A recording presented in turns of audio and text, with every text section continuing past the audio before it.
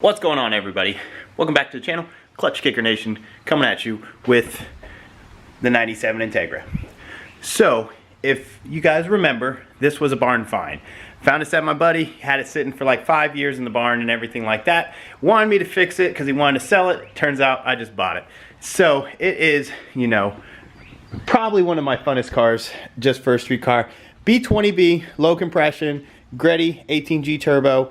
Running about 11 pounds of boost. Yeah, I mean, I've had pretty much zero problems out of this, except all I did was change the oil, fix a little bit of wiring issues with the cam sensor and a couple vacuum lines, and I just started driving it. If you find a barn vehicle or a vehicle that's been sitting for a while, you should probably do more than I did. But it's been really reliable. I had one problem: the distributor wore out because it was all corroded and everything from sitting and moisture getting inside of it, because it had the old, like, MSD setup with the blaster coil, the 6AL ignition box, and the MSD distributor. One day I went to lunch and it died on me, and in the rain I had to change the distributor. We got the good old Duralast on there, lifetime warranty, whatever, and it's back to running like a dream. So, you know, there's a few things we gotta fix. One, the car's dirty because it sat for months while I was gone, and two, I mean, if you remember, I rushed and put the max speeding rod coilovers on the back, and it's on lowering springs in the front. The suspension's kind of janky. Honestly, the max speeding rods did really well in the Civic, but through the winter and whatnot, when I had it, I think it didn't like it, and they're really kind of rough. I don't think they're blown, but they're pretty bouncy. Not bouncy, but when you hit a bump, they're like jarring, you know? So it's a street car, it's not a track car, so I'm not really happy with them. You know, I like to drive this car, and every time me and my wife drive it, it's fun, it's quick and everything, but it's just a horrible ride. And so it kind of brings down the experience a little bit. So we're going to be checking out the brakes. I got some new brake pads. We're probably going to be stopping at O'Reilly's, having them recut the rotors, and I got some new suspension. Well, I'll say new to me, not new as in like brand new. So as you know, there's the G. A little update on that later on, but she got some new shoes. Little peek, won't go too far. But we know that's lowered on the tein Basis Z coilovers, and I love them. My wife's Scion, which we got rid of, and there'll be an update video about that here coming soon, because I got a couple videos I want to do with her new car. Her Scion also had the Basis Z, loved them. She put 65,000 miles on that car before we got rid of it. And the only reason we got rid of it is she finally needed a 4-door. So we got her a 4-door. I'll make a video on that on its own. But either way, I've been really happy with the Basis Z line. So here is a set of tein Basis coilovers. So if you're unfamiliar with tein, they had the Basic with a C. Those were the old school entry-level coilover. Use your stock top hats, and you could lower the vehicle and it had a properly matched strut. And everything like that. Fast forward some years, they came out with these, the Basis. This was the first change to the design. So these ones are still rebuildable, but they are not the same as the new Basis Z, and they're not the same as the Basic C coilovers. So I'm curious to see how these ride, because these are the Basis coilovers. So if you see here, these are the street Basis coilovers. So these are like the middle design change in between Basic with the C and the new Basis Z. So we'll see how they ride. They do have like 30,000 miles on them, so we'll see how they ride. Hopefully a lot better. So first step first is I'm gonna get all the tires off, and then we're gonna look at the brakes and go from there. And then we're gonna start ripping suspension out and kind of do a little compare and contrast, and you know, whatnot. So I'll bring you guys back when I get some stuff disassembled, and we'll go from there. All right guys, so with the tires and everything off, the first thing I wanna do is I kinda wanna see where the brakes are at, because you know, O'Reilly's may need some time to cut the rotors, who knows, and everything, so I'd like to drop them off potentially if they need to be done. So looking at these, you can see they have seen better days. So obviously it rained and whatnot, and the car's been sitting, so the brakes, you know, if I would have drove it and cleaned them up, but they're not looking the best. And I will tell you, instantly, as soon as I took the wheel off, I know this is the side that has the problem, because one, it's kind of tight. So if you're unfamiliar, you have these inspection holes here, and you can actually inspect the brake pads for thickness and whatnot. The rears on the inside is looking pretty thin, so this is probably the side that's causing my noise, which I was hoping it was the front because I already bought the fronts. These feel like they'll have enough thickness, so what I'm going to go ahead and do is I'm probably, since I've got the front pads already, I'll probably pick up the rear pads and it'd probably be good to just go ahead and change them all. So what I'm going to go ahead and do is take off all the calipers all the way around, take off all the rotors, and put them in the car and run to O'Reilly's, drop them off so they can get them all recut.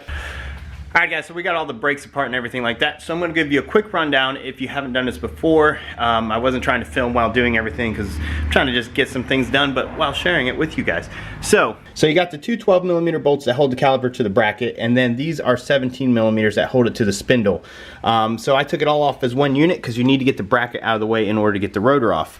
Now these rotors do have securing screws. You have to use an impact screwdriver or drill them out. They're only used for assembly, so they're not required for reassembly or for function of the brakes, but it did have them. So luckily I have an impact screwdriver and got those out. So take out your two screws. I always loosen my 12mm slider bolts basically for the caliper so I don't have to deal with trying to hold everything and loosen it later. And then I took out the two 17mm bracket bolts and pulled it all apart. Now the rear is a little different. There's this cover which you see on the ground here, which is held on by a 10mm here and a 10mm back here. You have to remove that cover to get more access to the caliper, and then you also have the two 12mm bolts that hold the caliper to the bracket. Go ahead and remove the 12mm bolts so you can remove the caliper off the bracket, because other than that, if you don't, you're not going to get to these caliper bracket bolts very easily. These are 14mm. Use a 6-point. Mine were kind of rusty. A 12-point would probably strip them out. And then you also have the two securing screws that hold the rotor on as well. Now to get the rotor off, you'll notice there are 4 screw holes. So if yours are stuck, you can try tapping the hats like I did to vibrate the seize and rust to get it off. Or these are threaded holes. You can install some bolts and push them off. But be careful, if it's really seized on there and you screw the 2 bolts in and work it in, you could crack your rotors and break them into pieces. I've done that. So if you look at this brake pad here, you will see it is worn diagonally or slanted. It should look like this, perfectly flat. That indicates you're getting proper brake pad wear. When you have something like this, as you can see, it started hitting a squealer right there. When it's worn unevenly, that's an indication of poor lubrication on your slide pins. So I'm gonna load up. I'm gonna head down to O'Reilly's because they turn rotors. Hopefully get these rotors turned, and then we'll come back and rip some suspension out. Alright guys, so we dropped our rotors off and everything. They're getting turned and cleaned up, so that is awesome. Said to have them done in a couple of hours, so we'll pick them up later. In the meantime, we're gonna go ahead and rip out the suspension. So if you're not familiar with this, I'll give you a quick rundown on what you're gonna do. Alright, so up here you have two 14mm, so you're gonna crack these loose. I recommend leaving the nuts on somewhat so the strut doesn't drop out when you continue later on. You're gonna come down here and you have your pinch bolt. You're gonna have to loosen that. It's a 14 as well. And then you have two 12mm bolts that hold the brake line on. You're gonna buzz those out. One in the front and one back here, which I'll have to get an extension. After that, you gotta get this lower bolt out. It's a 17mm. Now that the pinch bolt's out and everything, what you're gonna do is you're gonna separate the fork from the actual strut and everything, and then as soon as I get this last brake line bolt out and get the brake line unattached, the strut is pretty much ready to come out once we remove these 2 bolts. Alright, with our last brake line bolt out and everything, we're gonna reach up top, we're gonna take off our 2 strut bolts that we left on there so that it wouldn't just drop, and we're gonna pull the strut out. Just like so. With the rear, you'll notice there's 2 14mm bolts right here where the strut brace is. We're going to take those out once again, leaving them slightly on the stud so that it doesn't just fall out. There's several ways to do this next part. It all depends on how rusty and crusty your Civic or Integra or whatever is. These bolts tend to break a lot on these. Luckily, I've changed these arms, so all mine come out pretty good. You're going to need to lower the lower strut mount.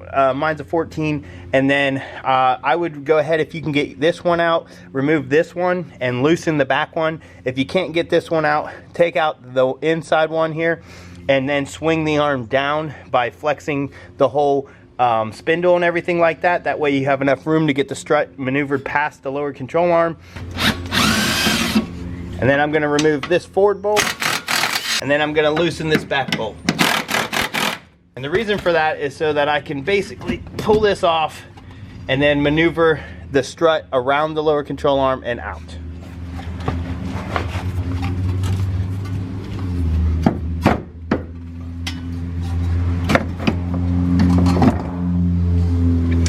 Now I'll go up top and I'll remove the last bolt that's holding the strut in, and the whole thing will pull out. And there we go, one crusty, rusty boy coming out. All right guys, here's a comparison of our old suspension and our new suspension. Well, new to me. So these are the max beating rod rear coilovers, and these are lowering springs. I believe they're sport lines. Yep, E-Box sport lines. These front ones rode pretty good. I had no problem with them. As for ride qualities, these ones were just way too harsh. I don't believe they're blown, but as you can see, they did not fare well with the Ohio winter and everything like that. So we're gonna swap these bad boys in and see how they compare. Basically, installation is gonna be the exact same as removal. I'm not gonna go too detailed. If I come across anything that I think would be a pointer. Oh, I will mention, speaking of pointers, pro tip, all rubber bushings and everything like that need to be tightened with the load of the suspension as if it was sitting on the ground. So it needs to be loaded in a proper orientation to like it was sitting at normal ride height. If you don't do that, you'll stress out your bushings. You'll wear them out prematurely because they'll be torqued at this location, and then when you lower the car down from the air, it will twist the bushing to the position or orientation as if the car's, you know, when the car's sitting on the ground, and that preload, you're like preloading, pre-twisting that bushing. So then when the suspension travels up more over bumps, it's just gonna rip your bushings. What I always do is I attach everything, leave everything loose. I jack each wheel independently until it is clear of the jack stand, meaning all the weight is now on the jack at that corner. Then I torque all my bolts and nuts and everything like that. So I'm gonna go ahead and get these reinstalled and everything like that while we're waiting on the O'Reilly's to finish our brake rotors, because the brakes are pretty much ready to be reinstalled. I just need to clean the pins and re-lube everything. I got new boots and stuff like that. Either way, I'll bring you guys back in a little bit. All right guys, so I kind of got stuck working and everything like that, but the car is done. The brakes feel so much better. I rotated the tires. Everything seems good to go. But the coilovers are better. It rides a lot better. It's a little bouncy, not like super bouncy, but it's not as harsh. So I'm gonna drive them for a week, see how they feel and everything. But I think it is definitely an improvement over the mix match set that I was running. But I'll let you see the ride height of the vehicle. I didn't adjust anything, so I might do some tweaks on it, but I'm pretty happy with it all in all. So don't mind the car, it's extremely filthy, but the ride height's not too bad. Obviously I would like to get some better wheels, but it's pretty good. She's dirty, needs cleaned.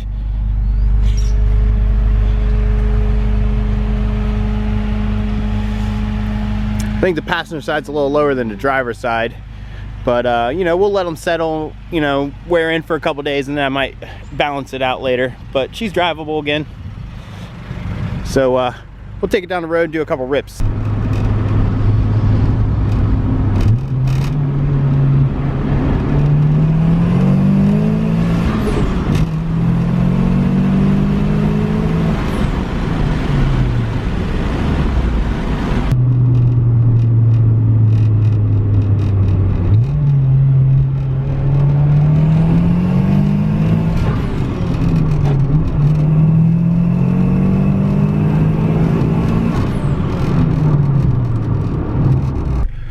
Alright guys, so I'm very dirty. It's very hard to hold this car and record at the same time, but that's gonna wrap up this video.